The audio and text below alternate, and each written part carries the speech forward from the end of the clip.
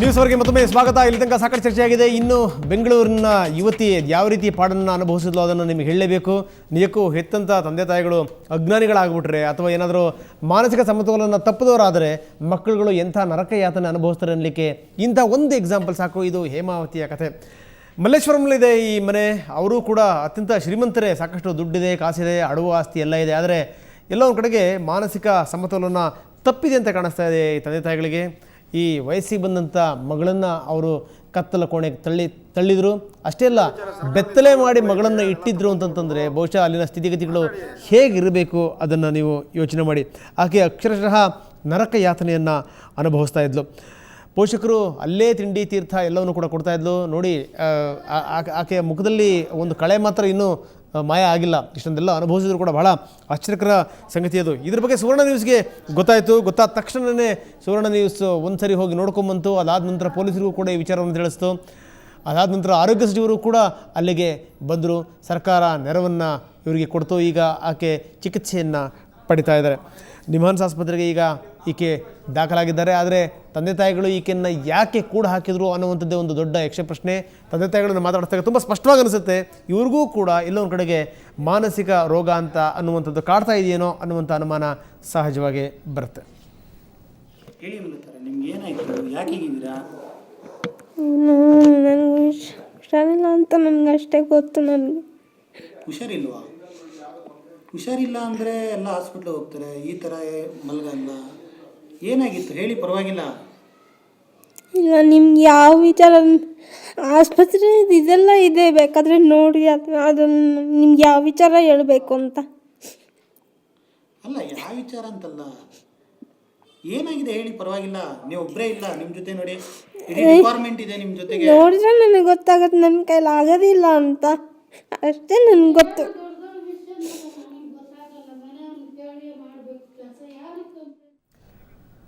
ಬರೀ ಇದ್ರ ಬಗ್ಗೆ ಡಾಕ್ಟರ್ ಜಗದೀಶ್ ಅವ್ರನ್ನ ಕೇಳ್ತಾ ಇದ್ದೀನಿ. ಸರ್, ಇಂಥ ಒಂದು ಮನಸ್ಥಿತಿಗೆ ಏನಂತೀರಿ ಅಂತ? ಇದು ಈ ಚಿತ್ರವನ್ನು ನೋಡಿದಾಗ ಆಕೆಗೆಲ್ಲ ಒಂದು ದೊಡ್ಡ ಮಾನಸಿಕ ರೋಗ ಪ್ರಾರಂಭ ಆಗಿದೆ ಅಂತ ಕಾಣುತ್ತೆ. ಸಾಮಾನ್ಯವಾಗಿ 15ರಿಂದ 25ನೇ ವಯಸ್ಸಿನಲ್ಲಿ ಈ ಕಾಯಿಲೆಗಳು ಕಾಣಿಸ್ಕೊಳ್ಳುತ್ತೆ. ಏನು ಒಂದು ದುಡಿದು ನಾವು ಜೀವನದಲ್ಲಿ ಮೇಲೆ ಬರೋ ವಯಸ್ಸಲ್ಲಿ ವಿದ್ಯಾರ್ಥಿಗಳು 10th ಎಕ್ಸಾಮ್ ಆದಾಗ, PUC ಪ್ರೊಫೆಷನಲ್ ಕೋರ್ಸ್ಗೆ ಹೋದಾಗ, ಕಂಪ್ಲೀಟ್ ಆದಾಗ. ಸೊ ಈ ಮಾನಸಿಕ ರೋಗಗಳು ಪ್ರಾರಂಭ ಆದಾಗ ಏನಾಗುತ್ತೆ, ಈ ಕೆಲವು ಮಾನಸಿಕ ರೋಗಗಳು, ದೊಡ್ಡ ಮಾನಸಿಕ ರೋಗ ಸೈಕೋಸಿಸ್ ಅಂತ ಏನು ಕರಿತೀವಿ, ಸಂಶಯ, ಭಯ, ಯಾರ ನೋಡಿ ನನಗೇನೋ ಮಾಡಿಬಿಡ್ತಾರೆ ಅನ್ಸೋದು, ನನ್ನ ಬಗ್ಗೆನೇ ಎಲ್ಲರೂ ಮಾತಾಡ್ತಾ ಇದ್ದಾರೆ ಅನ್ನೋದು, ಈ ರೀತಿಯಾಗಿ ಸರ್ವೇ ಸಾಮಾನ್ಯ. ಆ ಪೋಷಕರು ಏನಾಗುತ್ತೆ ಅಂತಂದರೆ ಈ ಕೇಸಲ್ಲಿ ನಾನು ನೋಡಿದಾಗ ಅನಿಸೋದು, ಈಕೆಗೆ ಕರ್ಕೊಂಡೋಗಿ ನಾನು ಔಷಧಿ ಕೊಡಿಸಿದ್ರೆ ಚೆನ್ನಾಗಾಗುತ್ತೆ ಅನ್ನೋ ಅರಿವಿಲ್ಲ ಅನ್ನೋದು ಒಂದು.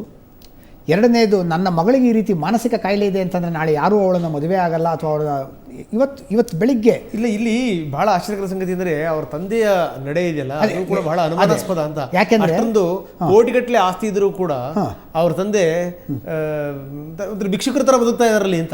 ಹೌದು, ನೋಡಿ ಮನೆಗೆ ಪೇಂಟ್ ಇಲ್ಲ, ಎಂಥದ್ದು ಇಲ್ಲ, ಅಯ್ಯೋ ಅಂತಾರ ಇದ್ದಾರೆ ಅವರು. ಕರೆಕ್ಟ್. ಯಾಕೆ ಅಂತಂದರೆ ಸಾಮಾನ್ಯವಾಗಿ ಒಂದು ಮಾನಸಿಕ ರೋಗಿಯನ್ನು, ವ್ಯಕ್ತಿಯನ್ನು ಕಂಡಾಗ ನಾವೇನು ಮಾಡ್ತೀವಿ, ಫ್ಯಾಮಿಲಿ ಹಿಸ್ಟ್ರಿ ಅಂತ ತೊಗೊತೀವಿ. ಕುಟುಂಬದಲ್ಲಿ ಇನ್ಯಾರಿಗಾರು ಇತ್ತ ಅಂತ. ಎಲ್ರಿಗೂ 100% ಇರೋದು ಬೇಕಾಗಿಲ್ಲ. ಕೆಲವ್ರಿಗೆ 25% ಇರುತ್ತೆ, ಕೆಲವ್ರಿಗೆ 50% ಇರುತ್ತೆ. ತಮ್ಮ ಜೀವನವನ್ನು ನಡೆಸ್ಕೊಂಡು ಹೋಗ್ತಾ ಇರ್ತಾರೆ ವಿತ್ ಮೆಂಟಲ್ ಇಲ್ನೆಸ್ಸು. ಅವ್ರೇನಾಗ್ತಾರೆ, ಚಿಕಿತ್ಸೆಗೆ ಒಳಪಡಲ್ಲ.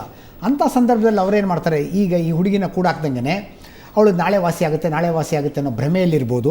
ಅಥವಾ ಅವರ ಕುಟುಂಬದಲ್ಲಿ ತಂದೆಗೋ ಅಥವಾ ತಾಯಿಗೋ ಈ ರೀತಿ ಮಾನಸಿಕ ಕಾಯಿಲೆ ಇದ್ದಾಗ ಏನು ಚಿಕಿತ್ಸೆ ಬೇಡ, ನಾಳೆ ಸರಿಯಾಗ್ಬೋದು ಅನ್ನೋ ಒಂದು ಭಾವನೆಯಿಂದ ಆಕೆನ ಕೂಡಾಕಿ ಕತ್ಲು ರೂಮಲ್ಲಿ ಕೂಡಾಕಿರೋದಕ್ಕೂ ಸಾಧ್ಯವಿದೆ.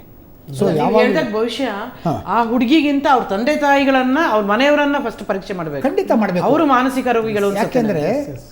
ಯಾಕಂದ್ರೆ ಬಹಳಷ್ಟು ವಿದ್ಯಾವಂತರ ಕುಟುಂಬದಲ್ಲೂ ಸಹಿತ ಅವರಿಗೆ ಮಾನಸಿಕ ರೋಗ ಇದ್ದಾಗ ಚಿಕಿತ್ಸೆಗೆ ಒಳಪಡಿಸ್ತೇನೆ. ಆಮೇಲೆ ಡಾಕ್ಟರ್, ಇಲ್ಲಿ MES ಕಾಲೇಜಲ್ಲಿ ಆ ಹುಡುಗಿ ಓದಿರುವಂಥದ್ದು. ಹೌದು, ತುಂಬಾ ಒಳ್ಳೆ ವಿದ್ಯಾರ್ಥಿನಿ ಅನ್ನುವಂಥ ಮಾತನ್ನು ಸ್ವತಃ ಅವರ ಶಿಕ್ಷಕರೇ ಹೇಳಿದ್ದಾರೆ.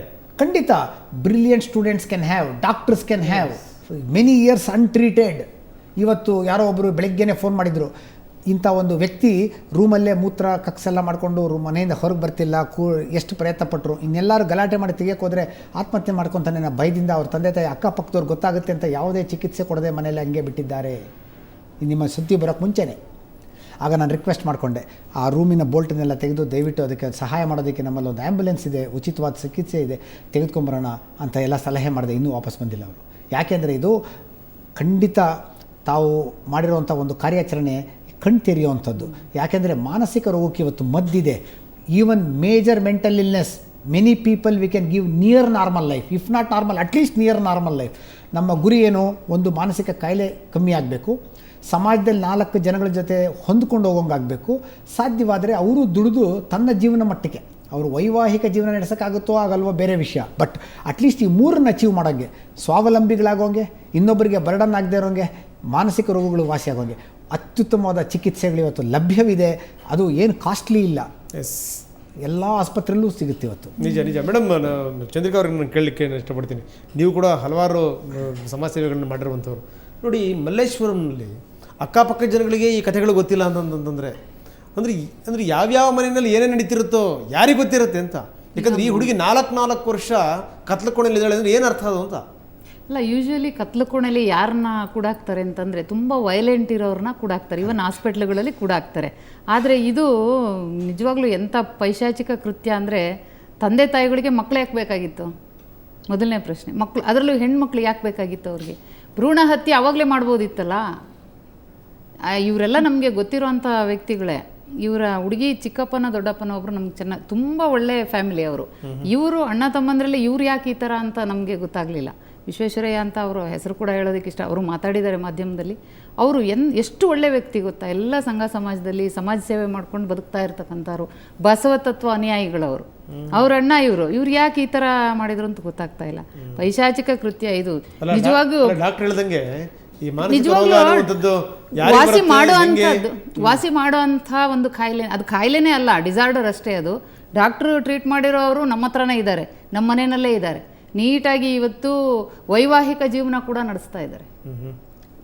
ಇವರೇ ಟ್ರೀಟ್ ಮಾಡಿರೋದು, ಅವರೇ ದೇವರು.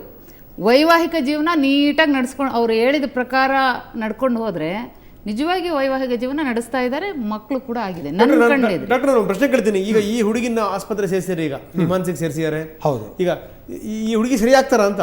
ಖಂಡಿತ 2 ಮಾಡ್ತೀವಿ. ಒಂದು, ದೈಹಿಕ ಚಿಕಿತ್ಸೆ ನಡಿಬೇಕು, ಬಿಕಾಸ್ ಆಕೆ ಬಿಸಿಲು ಗಾಳಿ ಏನು ನೋಡದೇ ಇರೋದ್ರಿಂದ ನ್ಯೂಟ್ರಿಷನಲ್ ಡೆಫಿಷಿಯನ್ಸಿ ಅಂತ ಹೇಳ್ತೀವಿ. ಸೊ ಅದನ್ನೆಲ್ಲ ಟ್ಯೂಬರ್ಕ್ಲೋಸಿಸ್ ಇದೆಯಾ.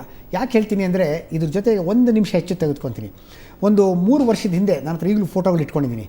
ತಾಯಿಗೆ ಮಾನಸಿಕ ರೋಗ ಇತ್ತು, ಆಕೆ ವಿಧವೆ, ಚಿಕ್ಕ ವಯಸ್ಸಲ್ಲೇ ಗಂಡನ ಕಳ್ಕೊಂಡು ಬಹಳ ಕಷ್ಟಪಟ್ಟು ಮಕ್ಕಳು ಸಾಕಿದ್ರು.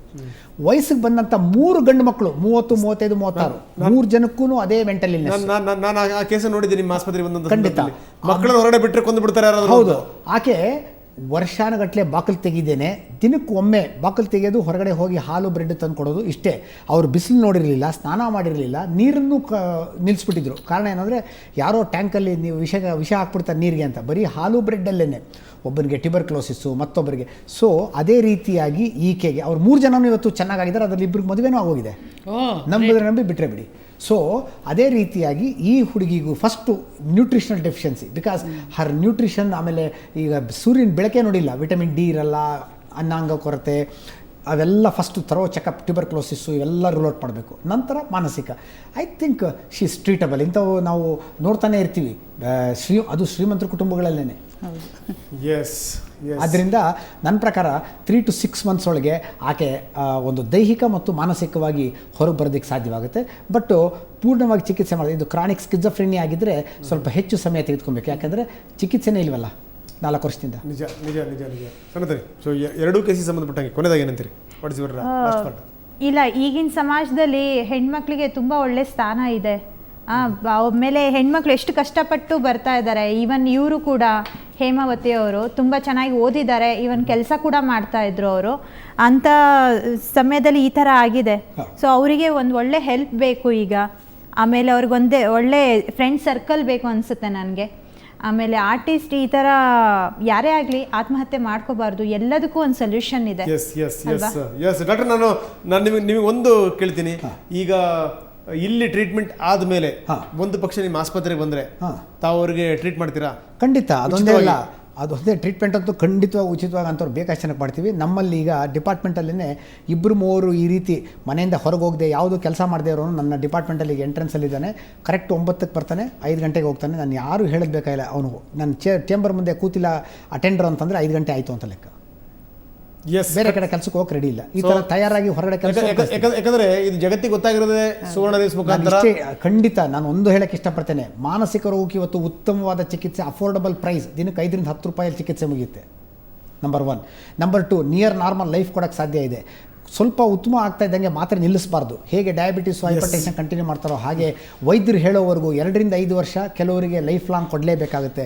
ಎಷ್ಟೋ ಸಲ ಪೇಷಂಟ್ ತೊಗೊಂಡ್ರು ಮನೆಯವ್ರು ಹೇಳ್ತಾರೆ ಸರ್ ಚೆನ್ನಾಗಾಗ್ಬಿಟ್ಟಿದ್ದಾರೆ ಬಿಟ್ಬಿಡಿ ಸರ್ ಅಂತೇಳಿ. ಯಾವಾಗ ಮಾತ್ರೆ ನಿಲ್ಲಿಸ್ತಾರೆ ಪುನಃ ಅದೇ ಕಾಯಿಲೆ ಪ್ರಾರಂಭ ಆಗುತ್ತೆ. ಎಸ್ ತಾರಾ ಮೇಡಮ್, ಕೊನೆಯದಾಗಿ ಮೊದಲನೇದಾಗಿ ಡಾಕ್ಟ್ರೇ ನಿಮಗೆ ತುಂಬ ಕೃತಜ್ಞತೆಗಳು ಹೇಳ್ತೇನೆ. ನಿಮಗೂ ಸುವರ್ಣ ನ್ಯೂಸ್ಗೂ ಕೂಡ, ಯಾಕೆಂದರೆ ಮೊದಲನೇದ ಇನ್ನು ಬೆಳಗ್ಗೆ ತಂದಿದ್ದೀರಿ. ನೀವು ಆಕೆಗೆ ಚಿಕಿತ್ಸೆ ಕೊಡ್ತೀನಿ ಅಂತ ಇಲ್ಲಿ ಹೇಳಿದಿರಿ. ತುಂಬ ಸಂತೋಷ ಅನಿಸುತ್ತೆ. ಯಾಕಂತಂದರೆ ನನಗೆ ಒಂದು ಹೇಳೋದು, ಸಾರ್ವಜನಿಕರಿಗೆ ಕೂಡ ಜವಾಬ್ದಾರಿ ಇರಬೇಕು. ಅಕ್ಕಪಕ್ಕ ಮನೆಯವರಿಗೆ ಅವ್ರು ಹೋದರು, ಇದು ಮಾಡಿದ್ರು, ಗೇಟ್ ತೆಗಿಲಿಲ್ಲ, ಇದೆಲ್ಲನೂ ಭಾಳ ವರ್ಷಗಳ ನಂತರ ಇದು ಹೇಳ್ಬೇಕಾಗಿರಲಿಲ್ಲ. ಕೆಲವೇ ದಿನಗಳಲ್ಲಿ ಇಂಥವೆಲ್ಲ ಕೇಸ್ಗಳಿದ್ರೆ ಇಮಿಡಿಯೇಟಾಗಿ ಹೇಳೋವಂಥ ಕೆಲಸ ಆಗಬೇಕು. ಅದನ್ನು ನಿಯರ್ ಪೊಲೀಸ್ ಸ್ಟೇಷನ್ನು ಅಥವಾ ಕಾರ್ಪೊರೇಟ್ರು ಅಥವಾ ಶಾಸಕರಿಗೋ ಯಾರಿಗೋ ಹೇಳಿ ಬೆಳಕಿಗೆ ತರುವಂಥ ಕೆಲಸ ಆಗಬೇಕು. ಮೊದಲನೇದಾಗಿ ಸುವರ್ಣ ನ್ಯೂಸ್ ಚಾನಲನ್ನು ಖಂಡಿತವಾಗಿ ಮನಸ್ಪೂರ್ವಕವಾಗಿ ಅಭಿನಂದಿಸಿ, ಹಾಗೆ ಡಾಕ್ಟ್ರೇ ನೀವು ಈ ಹುಡುಗಿನ ನಾವು ನಾರ್ಮಲ್ ಆಗಿ ನೋಡಬೇಕು. ಇದೇ ಸ್ಟುಡಿಯೋದಲ್ಲಿ ಅವಳ ಕೂರಿಸಿ ಒಂದು ಇಂಟರ್ವ್ಯೂ ಮಾಡಬೇಕು, ನಾವೆಲ್ಲ ನೋಡಬೇಕು. ಧನ್ಯವಾದ ಸನಾತನಿ, ಚಂದ್ರಿಕಾ ಪಟೇಲ್, ಡಾಕ್ಟರ್ ಜಗದೀಶ್ ಅವರು ತಮಗೂ ಕೂಡ ಧನ್ಯವಾದ. Thank you very much. So 2 ವಿಚಾರಗಳನ್ನು ಎತ್ಕೊಂಡು ಇವತ್ತು ಚರ್ಚೆ ಮಾಡಿದ್ವಿ. ಆದರೆ ಸಾವು ಅನ್ನುವಂಥದ್ದು ಅದು ಸಹಜವಾಗಿ ಬರಬೇಕು ವಿನಃ ನಾವೇ ಅದನ್ನು ಒಪ್ಪುವಂಥದ್ದು ಖಂಡಿತವಾಗಲೂ ಅಲ್ಲ. ಬೇಕಾದಷ್ಟು ಕಷ್ಟ ಸುಖಗಳು ಬರ್ತವೆ, ಆದರೆ ಕಷ್ಟ ಸುಖಗಳನ್ನು ಸಮಾನಾಂತರವಾಗಿ ನೋಡಿದಾಗ ಮಾತ್ರ ನಮ್ಮಲ್ಲಿ ಎಲ್ಲೋ ಒಂದು ಕಡೆ ಒಂದು ಕಾನ್ಫಿಡೆನ್ಸ್ ಅನ್ನುವಂಥದ್ದು ಬೆಳೆಯುತ್ತೆ. ಇದ್ದಕ್ಕಿದ್ದಾಗ ಏನು ಅಂತಂದರೆ ಇನ್ನೇನು ಪ್ರಪಂಚವೇ ಮುಳುಗೋಯಿತು, ಇನ್ನು ಸಾವು ಒಂದೇ ದಾರಿ ಅನ್ನುವಂಥ ನಮ್ಮ ಮನೋಭಾವನೆ ಖಂಡಿತವಾಗಲೂ ಬೇಡ. ಈ ರೀತಿ ಮನೋಭಾವನೆ ಕಡೆಗೆ ಯಾರಾದರೂ ಹೆಜ್ಜೆ ಹಾಕ್ತಾ ಇದ್ದಾರೆ ಅಂದರೆ ಜಗದೀಶ್ ಅವರು ಹೇಳಿದಂಗೆ ತಕ್ಷಣಕ್ಕೆ ಅವರಿಗೆ ಮಾನಸಿಕ ತಜ್ಞರ ಜೊತೆಗೆ ಅವರ ಬಳಿ ಕರ್ಕೊಂಡು ಹೋಗೋದು ಪರೀಕ್ಷೆ ಮಾಡಿಸುವಂಥದ್ದು, ಕೌನ್ಸಿಲಿಂಗ್ ಮಾಡಿಸುವಂಥದ್ದು ಬಹಳ ಅಗತ್ಯ ಇದೆ ಅನ್ನುವಂಥದ್ದು. ಜೊತೆಗೆ ಏನಂದರೆ ಡಾಕ್ಟ್ರಿಗೆ ನಾನು ಅಭಿನಂದಿಸಬೇಕು. ಆ ಹುಡುಗಿಗೆ ನಾನು ನಿಜಕ್ಕೂ ಚಿಕಿತ್ಸೆಯನ್ನು ಕೊಡ್ತೀನಿ, ಜೊತೆಗೆ ಒಂದು ಉಚಿತವಾದಂಥ ಚಿಕಿತ್ಸೆಯನ್ನು ಕೊಡ್ತೀನಿ ಅಂತ ತಾರಾ ಅವರ ಕನಸು ಆಶಯ ಕೂಡ ಅದನ್ನೇ. ಆ ಹುಡುಗಿ ಮತ್ತೊಂದು ಸರಿ ಇದೇ ಸ್ಟುಡಿಯೋದಲ್ಲಿ ಬಂದು ಕೂತ್ಕೊಂಡು ಚರ್ಚೆ ಮಾಡಬೇಕು, ಅದಾಗಲಿ ಅನ್ನುವಂಥದ್ದೇ ನಮ್ಮ ಹಾರೈಕೆ ಕೂಡ. ಸೊ ಇದೆಲ್ಲದರ ಜೊತೆಗೆ ನಾವೊಂದು SMS ಜನಾಭಿಮತವನ್ನು ಕೇಳಿದ್ವಿ. RTI ವ್ಯಾಪ್ತಿಗೆ ರಾಜಕೀಯ ಪಕ್ಷಗಳನ್ನು ಸೇರಿಸುವಂಥದ್ದು ಸರಿನಾ ಅನ್ನುವಂಥದ್ದು ನಮ್ಮ ಪ್ರಶ್ನೆಯಾಗಿತ್ತು. ಸೊ ಇದಕ್ಕೆ ಬಂದಿರುವಂಥ ಒಟ್ಟು ಜನಾಭಿಮತ 14,230 ಮೆಸೇಜ್ಗಳು ಬಂದಿದೆ. ಹೌದು, RTI ವ್ಯಾಪ್ತಿಗೆ ರಾಜಕೀಯ ಪಕ್ಷಗಳನ್ನು ಸೇರಿಸಬೇಕು ಅಂತ ಹೇಳಿದಂಥವರು 100ಕ್ಕೆ 87ರಷ್ಟು ಜನ, ಇದು ತಪ್ಪು ಅಂತ ಹೇಳಿದಂಥವರು 100ಕ್ಕೆ 13 ಜನ. ಇದು ಇವತ್ತಿನ ನ್ಯೂಸ್ ಅವರ್. ನಾಳೆ ಮತ್ತಷ್ಟು ಸುದ್ದಿಗಳನ್ನ ಹೊತ್ತು ಇದೇ ಸಮಯಕ್ಕೆ ಹಾಜರಾಗ್ತೀನಿ. ಅಲ್ಲಿ ತನಕ ನಮಸ್ಕಾರ, ಗುಡ್ ನೈಟ್.